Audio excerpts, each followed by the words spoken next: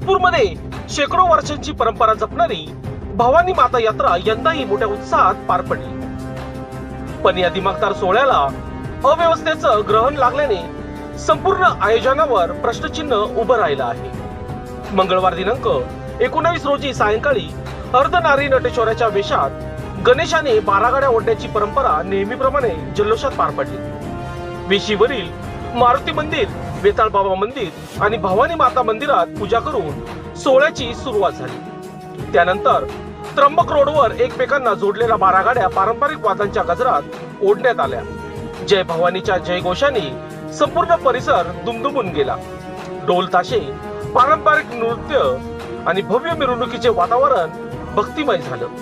पण याच वेळी 12 गाड्या ओढताना अचानक मोठ्या प्रमाणावर गर्दी उसळली. हजारोच्या संख्येने उपस्थित नागरिकांमुळे नियंत्रण सुटले आणि नियोजनाच्या पूर्णपणे बोजबारा उडाला. सुरक्षेच्या दृष्टीने आवश्यक व्यवस्था अपुरी पडल्याचं स्पष्ट दिसून आलं. गर्दी अनियंत्रित झाल्यानंतर परिस्थिती हाताळण्यासाठी पोलिसांना हस्तक्षेप करावा लागला.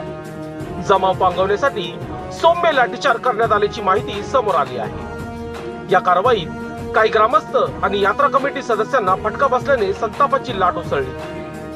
जखमी झालेल्या ग्रामस्थांच्या संतापाचा उद्रेक आयोजकांवर झाला. इतक्या मोठ्या यात्रेचे योग्य नियोजन का केलं नाही असा सवाल उपस्थित करत नागरिकांनी आयोजकांना धारेवर धरलं. काही काळासाठी परिसरात तणावपूर्ण वातावरण निर्माण झालं. यावेळी पोलीस उपायुक्त, सहाय्यक पोलीस आयुक्त आणि वरिष्ठ पोलीस निरीक्षक यांच्या मार्गदर्शनाखाली बंदोबस्त ठेवण्यात आला होता. वेळीच पोलिसांनी परिस्थिती हाताळल्याने मोठा अनर्थ टळला आणि पुढील कार्यक्रम सुरळीत पार पडला. मात्र या घटनेने यात्रेच्या व्यवस्थापनातील त्रुटी पुन्हा एकदा समोर आणल्या. परंपरा जपताना नागरिकांच्या सुरक्षेची तडजोड का? दरवर्षी लाखोंची गर्दी होत असताना नियोजनात सुधारणा का नाही, असे अनेक प्रश्न उपस्थित केले जात आहेत. वृत्तसंकलन विभाग, सातपूर, नाशिक.